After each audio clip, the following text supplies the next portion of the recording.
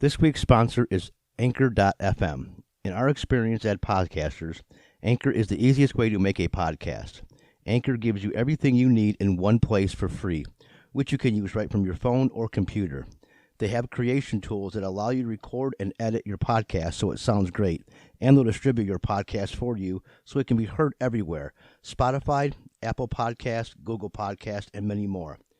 If you're interested in monetizing your podcast, Anchor sets you up with sponsors with no minimum listenership. What could be easier than that?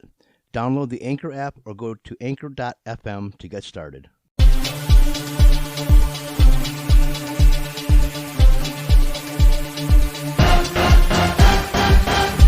The Chains of Reason podcast, where we link the chains of reason that affects our daily lives in society and culture, including, but not limited to, sports and politics.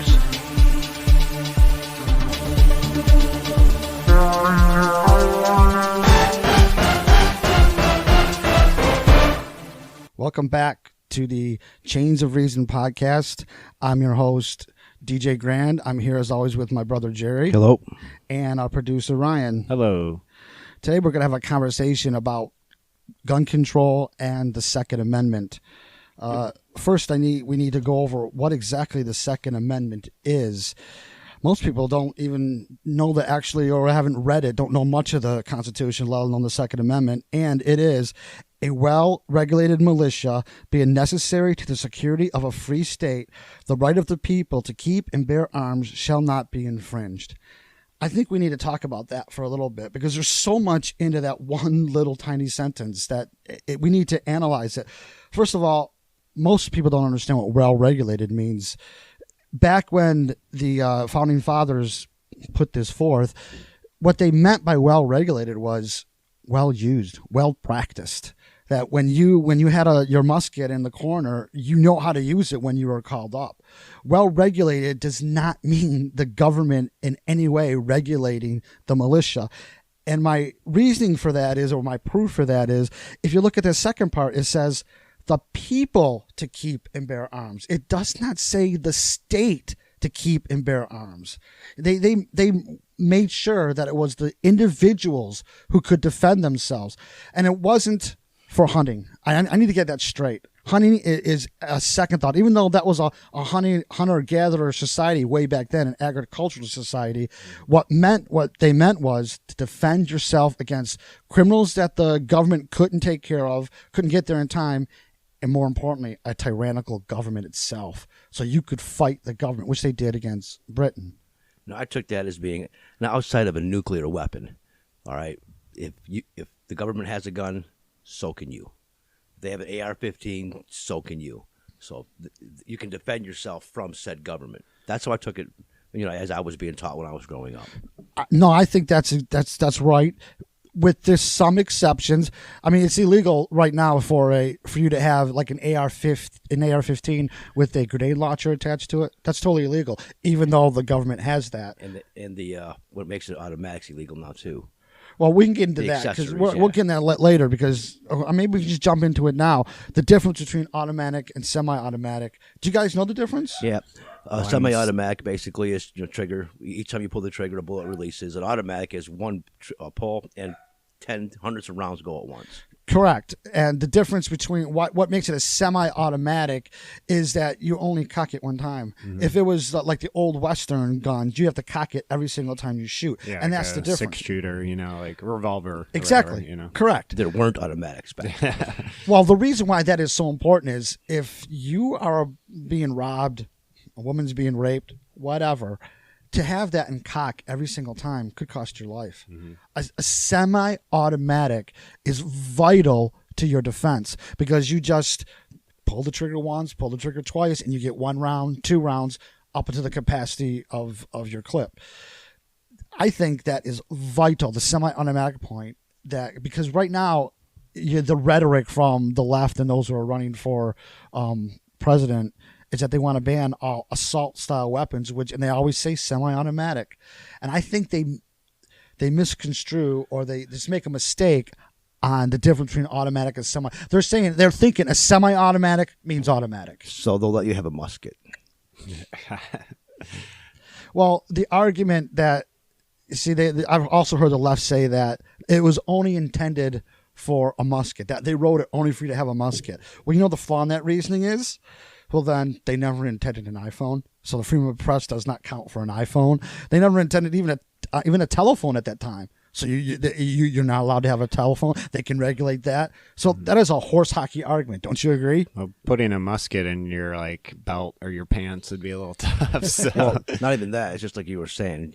You got one round. You got one shot to take your attacker out. If you don't hit, you got to reload, pack it. Yeah. Well, see, that's even worse because you have even less time to get you. It's basically one shot is all you got because that attacker could be on you. That's the government's telling you. You're using your bayonet at that gun's point. okay for you to have because you get one shot. Once again, that just reinforces my argument that the semi-automatic is vital to your protection. I mean, I think everyone, and even if we go back to what it says, for the people to keep and bear arms. Keep means keep it in your possession in your house. Yeah. Bear means you can hold it, you can carry it, and that includes out in public. And that's one of the problems right now with the left is they want to stop all concealed carry. And that is what will save so many lives. They will not accept that, though. I've even heard some of them say that. Oh, where was the hero or the regular gunmen to stop all these latest shootings? You won't let them have the guns. Well, yes and no. A while back in Texas, do you remember that church shooting that happened? And the guy was across the street, and he got his AR-15, one of the ones they want to ban, and he went out and stopped the shooter. I mean, he didn't stop him before he started shooting, but he stopped get him. in trouble for that? No, he actually was hailed as a hero because he stopped further deaths from happening. Yeah, and that's like good, but you would think it'd be one of the that's good. It happened that way, but you would think that the government would be like, oh well, that's against the law for you to have that, even though you did it for the right reason. You know what I mean? Well, if he had if he got it during the right way, if he got it from out on the street illegally, then you will be right. But if he bought it and went through the so-called background checklist, did everything that was legally right, he has every right to go out there and that's the point of it, of what I'm bringing about the Second Amendment, to defend against those criminals when the government, the police, can't get there in time. Mm-hmm. He was the one who stepped in, and that's what the Second Amendment meant. They totally meant that we should be able to defend ourselves. What really got me to want to do this particular topic in this episode is what one of the presidential candidates said, Robert Francis Beto O'Rourke. He says that if he gets to be a president, he's going to do an executive action that will basically confiscate our guns. He's calling it a government buyback program. That's crazy. But that's not going to fly. It's not even well. The practicality of it is, even if he does the executive order, eventually it's going to go to court, and then probably if they always shop for the right judge. So if it gets to their liberal judges, it may fly. But then it'll go to the Supreme Court, and I think it'll be shot down totally the Supreme Court. I would think so. So it would just be a limited time anyways. But besides that, the left used to say, we're not coming after your guns. Mm-hmm. They used to say, oh, no, that's not what we mean. Mr. O'Rourke proves that they're taking their mask off, and they mean they're coming after your guns. Also to that effect, I don't see it as a buyback, because the government never sold those guns to them. They're not buying back anything. They're confiscating it, and they're going to compensate back, but I don't think they're going to do it at the market value. Mm-hmm. But it's kind of funny. This is where the masses are incredibly ignorant, and I don't think they picked up on this. The left-wing liberals are saying they can't round up and get rid of 11 million immigrants, but they can go and take 12 million guns away. Well, they can't go door to door to get all the immigrants, but the illegals, but they can do that for the. They're contradictive on science too. That's my point. They're contradictions. They say they worship science when it comes to global warming and climate change, but they don't worship science when it comes to economics.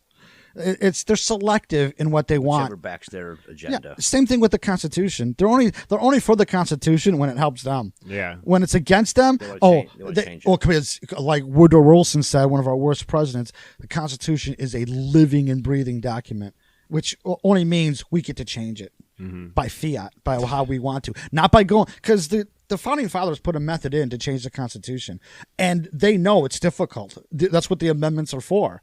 But that's too hard for them, so they do it by executive order, which is what O'Rourke wants to do. He wants to use the power of the pen, as Barack Obama said, to take away our rights. Mm-hmm.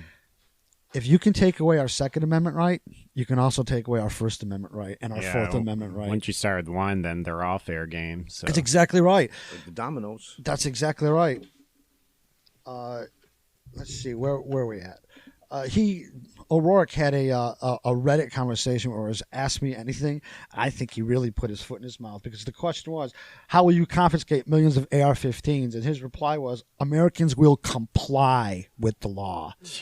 What could be more authoritarian, Hitler-like, than saying exactly that? You will comply. That's exactly what Hitler said when he confiscated the guns from the Germans. Mm. You will comply.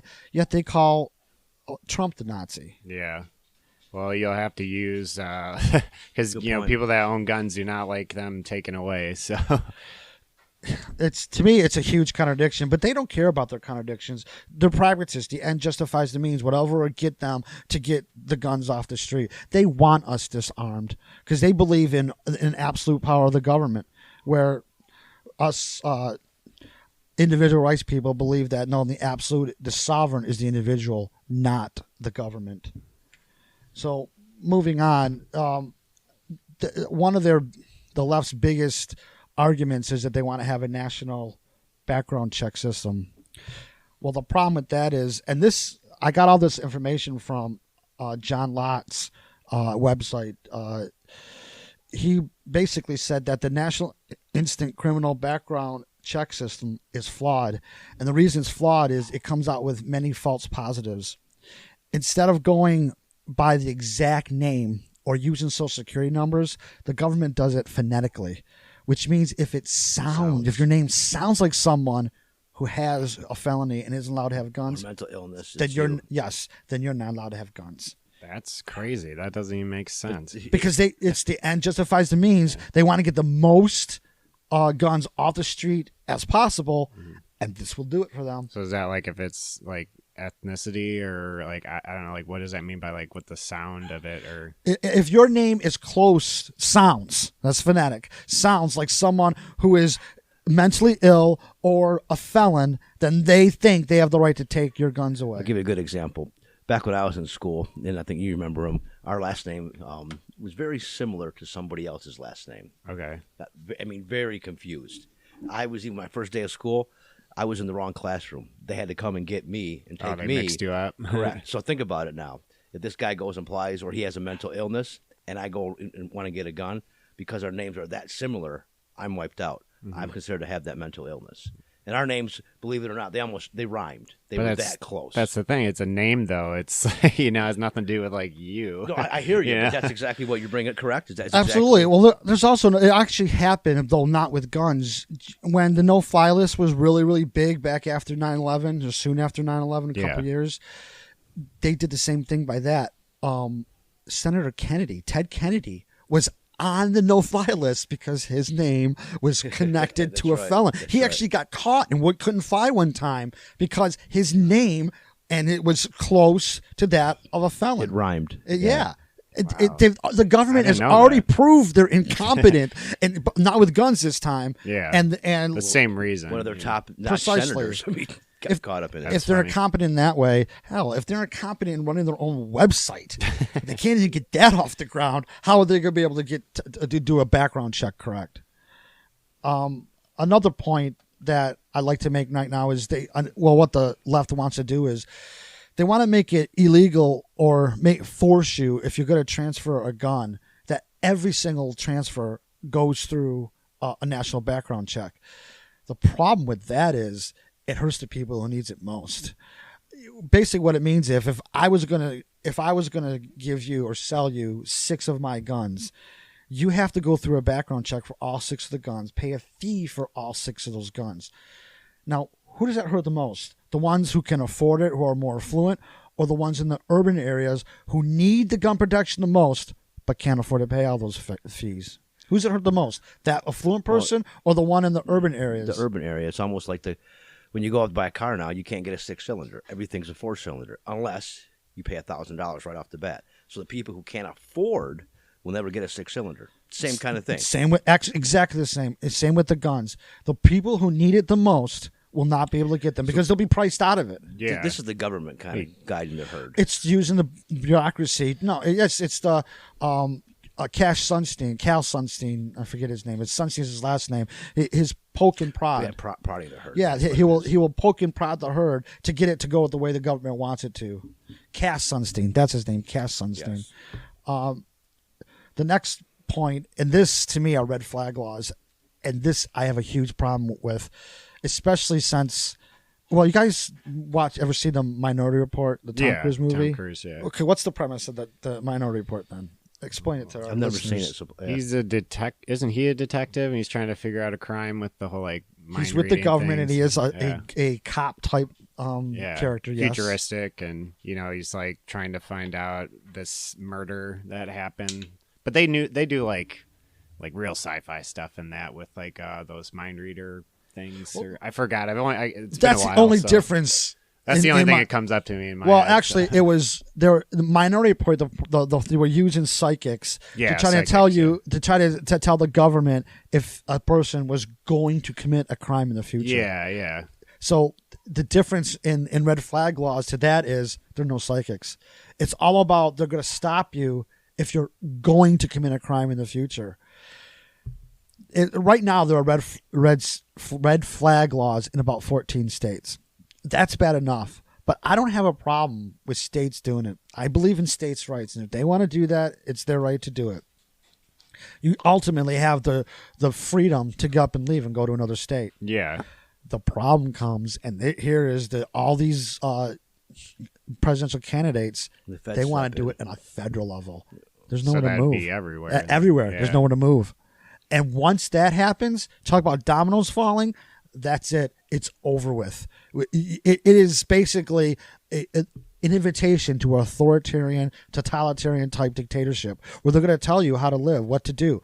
If they can do that right there and say you're a potential criminal, it's over with. It's done. You don't have a chance anymore. All of our rights are gone. The freedom that we know is gone, even though it's eroding away little by little. Yeah. The red flag laws scare the crap out of me. It completely takes it away. It just it's like the fist coming down and say you have no rights. Done.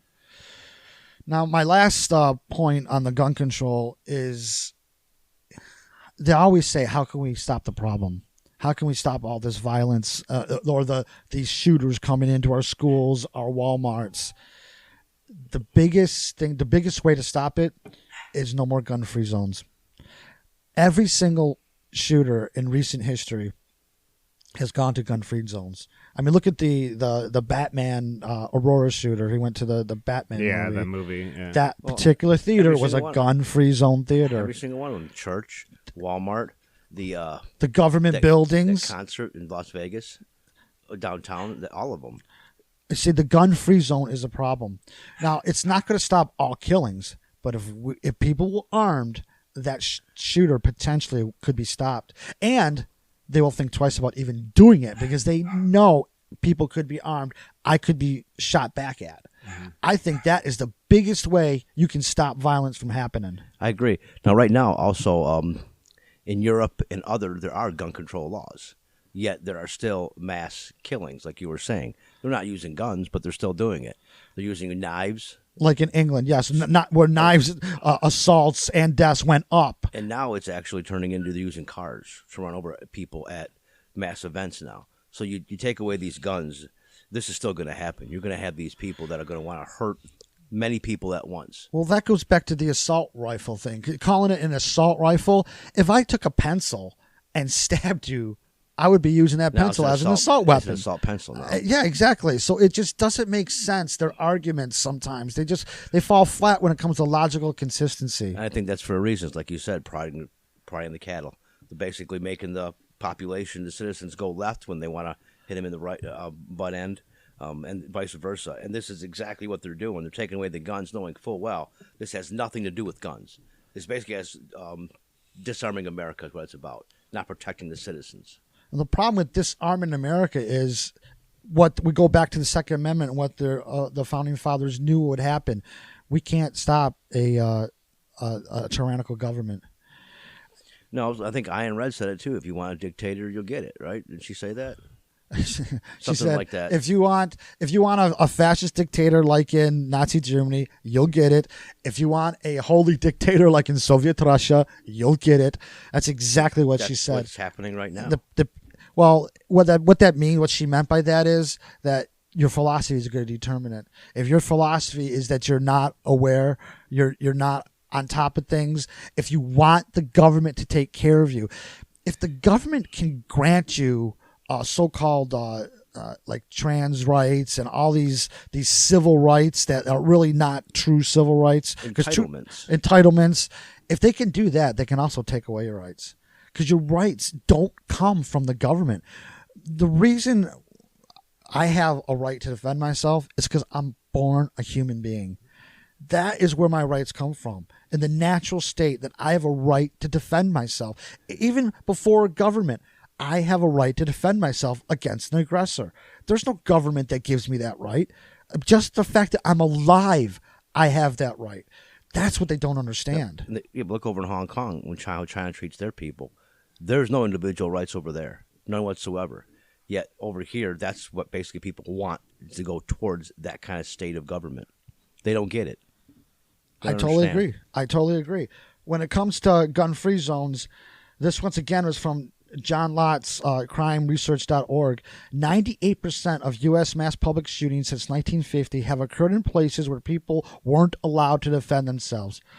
But the news media refuses to cover this fact, which illustrates the need for self-defense, not more gun control that doesn't work. 98%. It might as well be 100. Well, that's exactly what it is. Because these guys want to go out and hurt a lot of people. So they're going to go where there's a lot of people, mass amounts of people.